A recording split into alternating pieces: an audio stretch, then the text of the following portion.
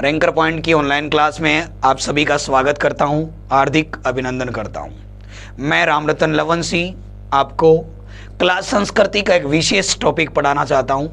आप देखो क्या है, राजस्थान में एक टॉपिक है बहुत महत्वपूर्ण। राजस्थान का एक बहुत महत्वपूर्ण टॉपिक है राजस्थान की हस्तकला। देखिएगा, आप याद रखें, राजस्थान की हस्तकला एक बहुत ही विशेष और बहुत ही आवश्यक टॉपिक है जिसमें सभी प्रकार के एग्जाम में आपको हेल्पफुल होगा। सबसे अच्छा ये जो हेल्पफुल होगा वो सीईटी में होगा।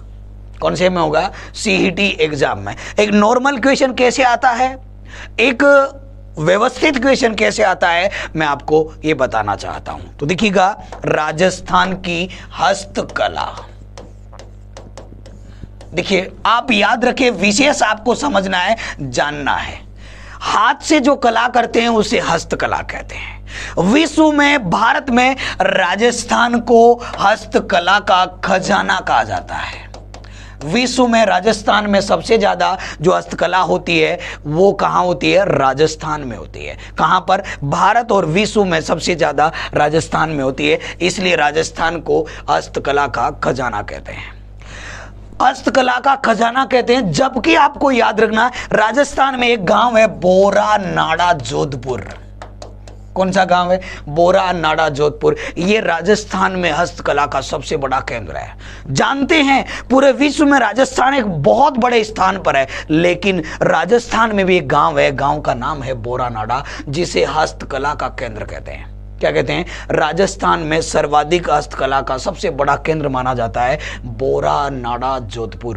क्या माना जाता है? बोरा नाड़ा जोधपुर। इस प्रकार की कला से हमें विदेशी मुद्रा सर्वाधिक मिलती है। कौन सी मुद्रा? विदेशी मुद्रा सर्वाधिक प्राप्त होती है। इससे हम इंटरनेशनल लेवल पर अपने जो आभूषण होते हैं, अपनी जो कलाएं होती है, उनका हम निर्यात करते हैं, एक्सपोर्ट करते हैं। इसलिए सर्वाधिक विदेशी मुद्रा की जो प्राप्ति होती है सरकार को, वो किससे होती है? हस्तकला से होती है। राजस्थान सरकार को सर्वाधिक विदेशी मुद्रा प्राप्त होती है हस्तकला से। जबकि दूसरा नंबर है पर्यटन।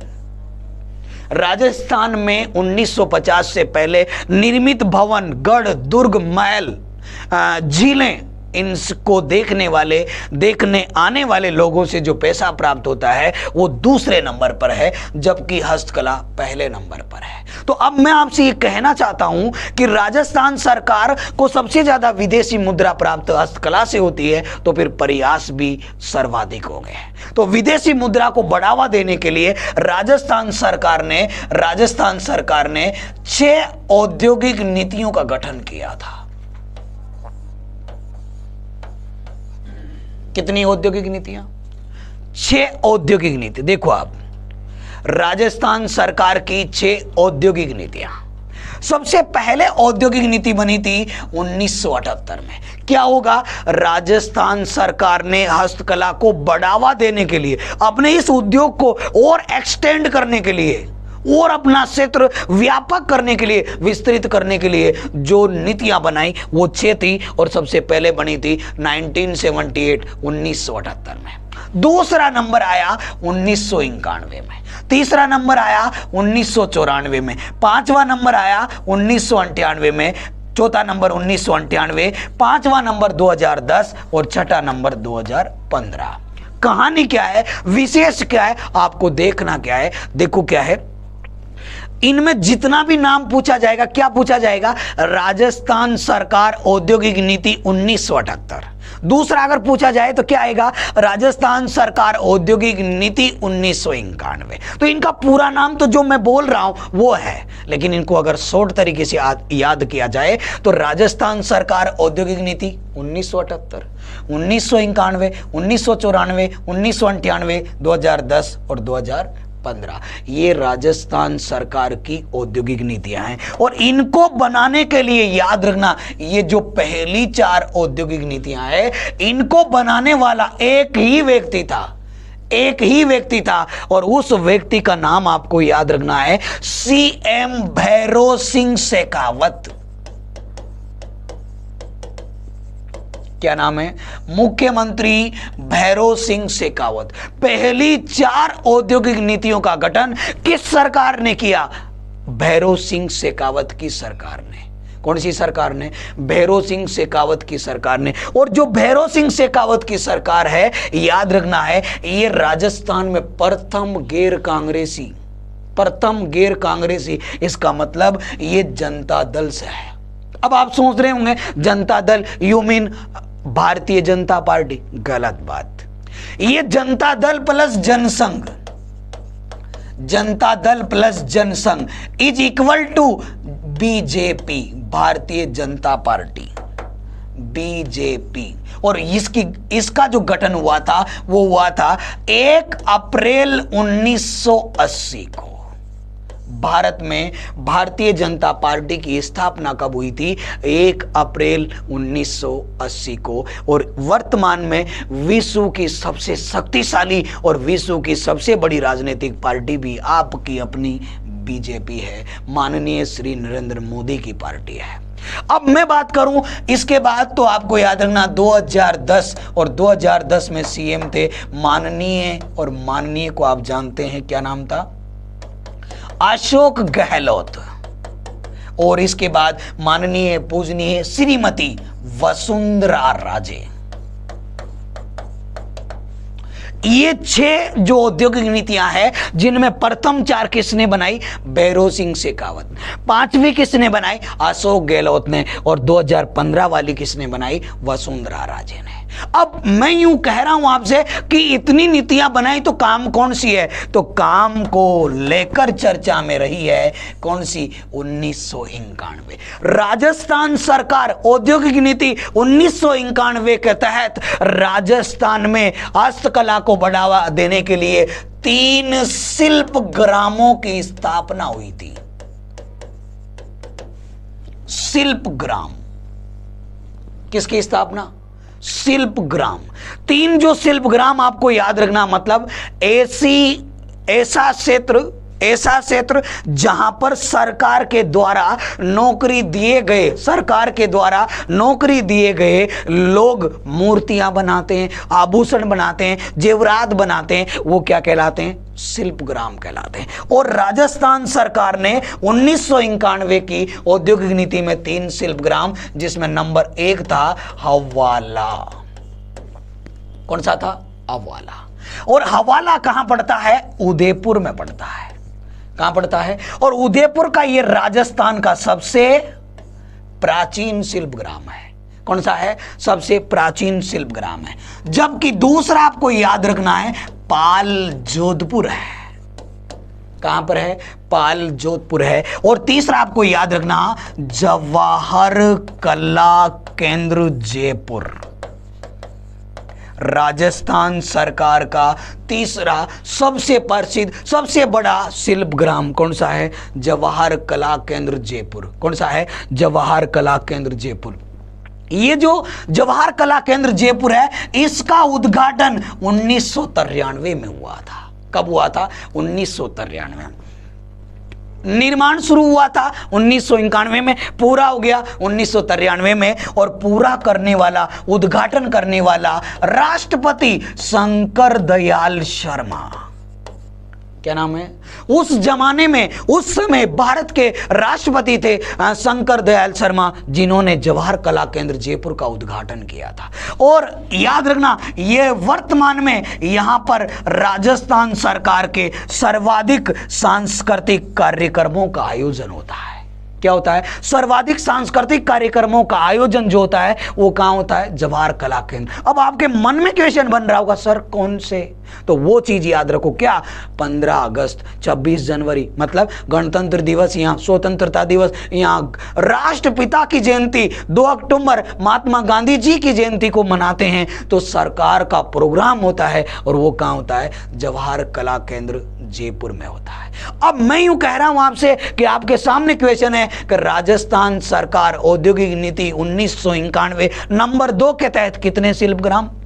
3। लेकिन मैं ये कहना चाहता हूं कि राजस्थान सरकार के पास वर्तमान में कुल 5 शिल्पग्राम है। कितने हैं?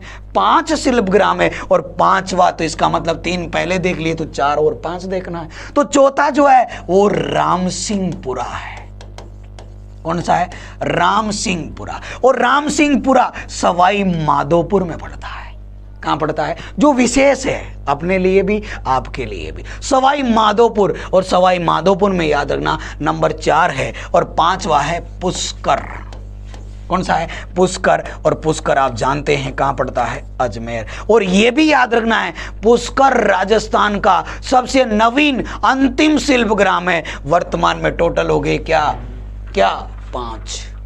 और याद रखना आपको निश्चित तौर पर मैं समझा सकता हूं, मैं बता सकता हूं, पुष्कर राजस्थान का नवीन शिल्पग्राम। कौन सा है? नवीन शिल्पग्राम जो गुलाब की खेती के लिए जाना जाता है। हस्तकला में जो गांव है वो तो याद रखना आपको शिल्पग्राम है, लेकिन अगर इस क्षेत्र को जानते हैं तो गुलाब की खेती के कारण सबसे ज्यादा चर्चा का विषय है।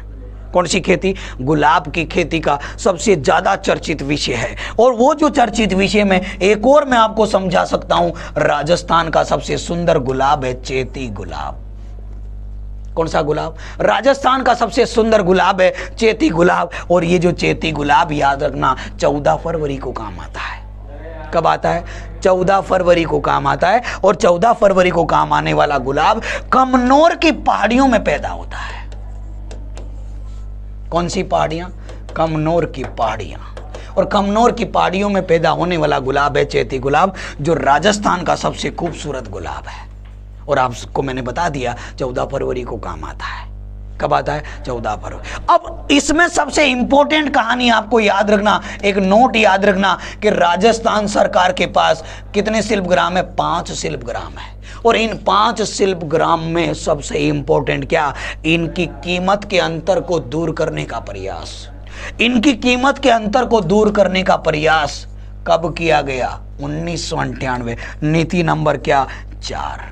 अब आप कहेंगे क्यों कीमत का डिफरेंस? इसलिए क्योंकि जयपुर में जो कारीगर है वो 1000 रुपए पर डे ले सकता है और माधोपुर का कारीगर है 500 ले सकता है। तो कीमत जो अंतर आएगा, एक वैल्यू, एक वस्तु जिसकी वैल्यू डिफरेंस हो सकती है। तो एक बात बताएं, जयपुर का आदमी माधोपुर से खरीदेगा, माधोपुर का आदमी माधोपुर से खरीदेगा, तो फिर जयपुर में बना क्यों रहे हैं? इसलिए सभी जगह पर एक समान वस्तु, एक समान कीमत रखने के लिए नीति नंबर 4 प्रयास किया गया था 1998।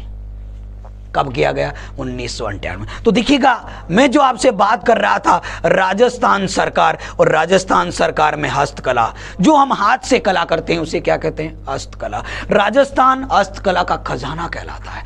राजस्थान में हस्तकला का सबसे बड़ा केंद्र बोरानाड़ा जोधपुर है। और इससे सर्वाधिक क्या मिलती है? विदेशी मुद्रा। दूसरे नंबर किससे मिलती है? पर्यटन से। और विदेशी मुद्रा मिल रही है तो उसको बढ़ावा देने के लिए 6 औद्योगिक नीतियां बनी। पहली 4 सीएम भैरों सिंह शेखावत ने, 5वीं नंबर अशोक गहलोत ने, और 6ठा नंबर वसुंधरा राजे ने। हमें काम सिर्फ और सिर्फ कौन सी से है? दूसरी से है। और दूसरी में कितने? 3 शिल्पग्राम। 3 में पहला वाला सबसे प्राचीन पाल जोधपुर, दूसरा जवाहर कला केंद्र जयपुर, ये सबसे प्रसिद्ध है, सबसे बड़ा है।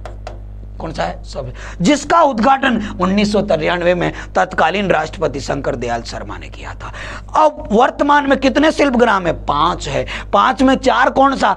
रामसिंहपुरा, सवाई माधोपुर, और 5वां पुष्कर जो राजस्थान में नवीन है। और राजस्थान का सबसे नवीन जो किसकी खेती के लिए? गुलाब की खेती के लिए जाना जाता है। और राजस्थान का सबसे सुंदर गुलाब कौन सा है? चेती गुलाब। और मैंने कहा है अपन प्रेम दिवस पर इसको यूज करते हैं। कोई लड़का लड़की को देता है, लड़की लड़के को देती है, तो ये जो गुलाब प्रयोग होता है वो चेती गुलाब होता है। कहां पर? कमनौर की पहाड़ियों में। और मैंने जो नोट बताया वो ये बताया था कि ये जो शिल्पग्राम है इनमें जो कीमत है, इनके अंतर को दूर करने का प्रयास कब किया गया था? 1998। नीति नंबर 4 औद्योगिक नीति 1998 के तहत राजस्थान के सभी शिल्पग्रामों की क्षेत्रीय असमानता को दूर करने का प्रयास किया गया था। जी आया समझ में? थैंक यू, धन्यवाद आप।